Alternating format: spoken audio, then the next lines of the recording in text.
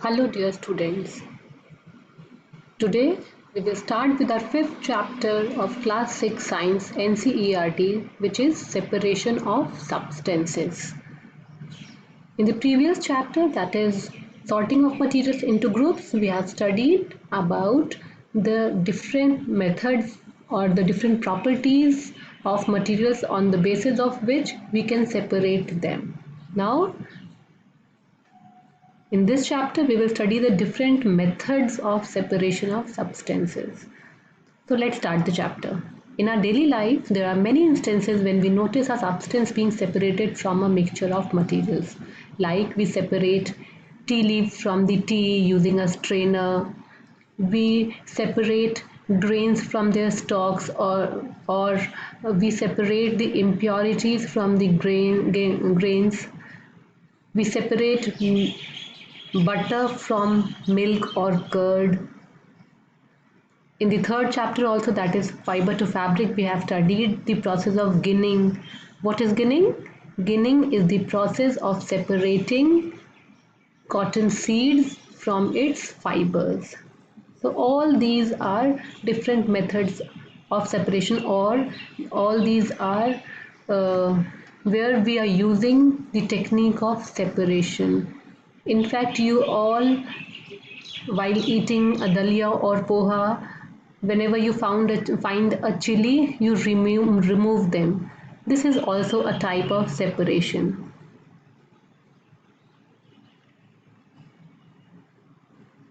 So this is a diagram depicting separating tea leaves from tea using a strainer.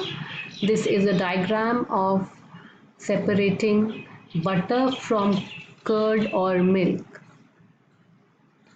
So students, as you know, if you are given a plate full of guava and mangoes, you can separate them easily because the size of the guava and mangoes are large and you can separate easily. But imagine if you are given a mixture of sand and salt and you are asked to separate them.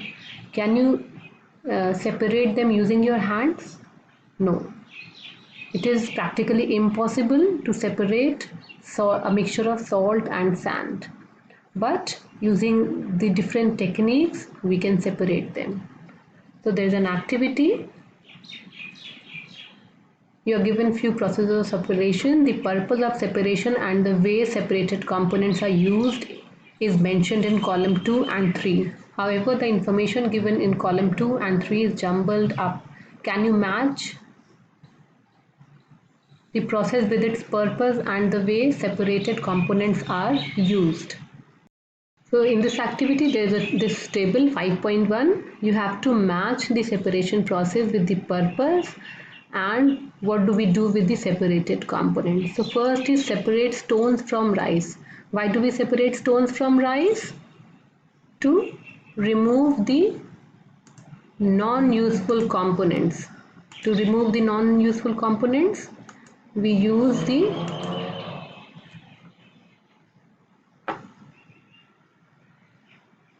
process of separation. So I'm writing here 2. And why what do we do with this with the separated component? We throw it. Then churning milk to obtain butter. The purpose is to separate two different but useful components. And what do we do with separated component? We use both of them separately. Third is separate tea leaves.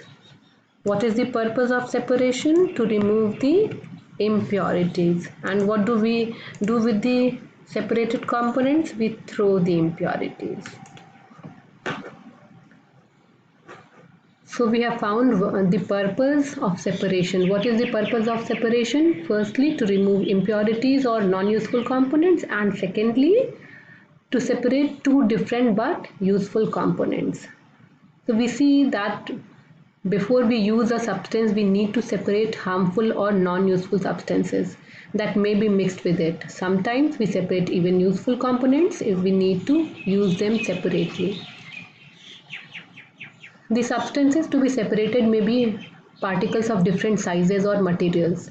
These may be in any three states of matter, that is solid, liquid or gases. We have studied the different states of matter in the previous chapter, that the materials can be in the state of solid, in the state of liquid or in the state of gas. They can have different sizes or they can have different shapes. On the basis of that, there are different methods of separation. So let's see the different methods of separation. The first method is hand picking. There's an activity in your NCERT. Bring a packet of food grains, spread the grains on a sheet of paper, and you have to take out the impurities like stone, husk, broken grains out of the other grains. So what will you do? You will remove it by using your hands. This method of is called as hand picking, and this method is used for impurities which are generally slightly larger in size and they are comparatively lesser in number. So this is used for separating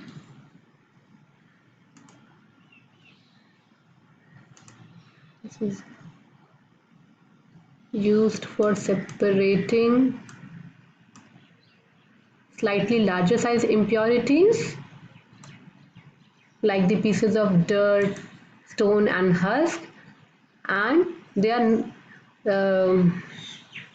generally lesser in quantity. So here this person is picking out the impurities by the method of hand picking. Now the second method is threshing. You must have seen bundles of wheat or paddy stalk lying in the fields after harvesting the crops. Stalks are dried in the sun before the grain is separated from them. So after the harvesting, the stalks are left in the ground to dry, and then the grains are removed using the method of threshing, because each stalk consists of hundreds of grains and there are thousands of stalks in a crop field. So it is practically impossible to take out all the grains or to remove all the grains using the method of hand picking. So here we use the method of threshing, because we know that in a field of mango, in a garden of mango or guava, we can easily pluck out the fruits by the method of hand picking, but here it is not possible. So this is the method of threshing. In this process, these stalks, these are the stalks, they are beaten on a platform.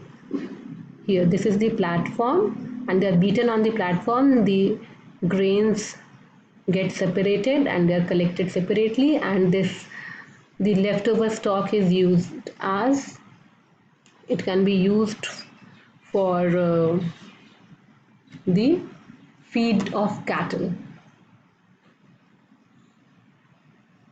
So I am highlighting what is threshing. In this process, the stalks are beaten to free the grain seeds. Now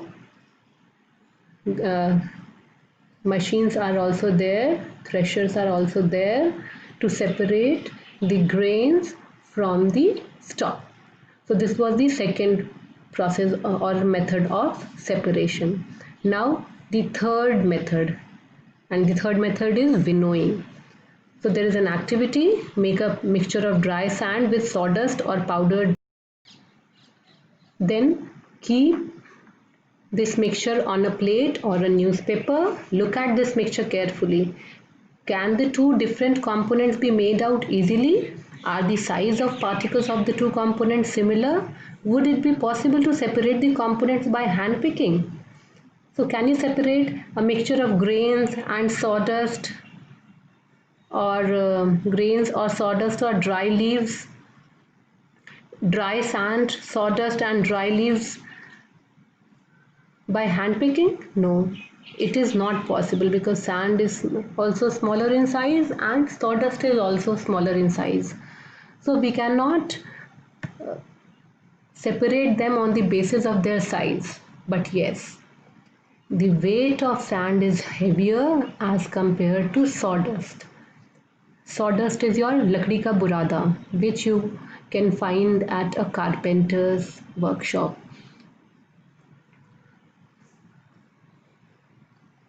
Now take your mixture to an open ground and stand on a raised platform. Put the mixture in a plate or sheet of paper.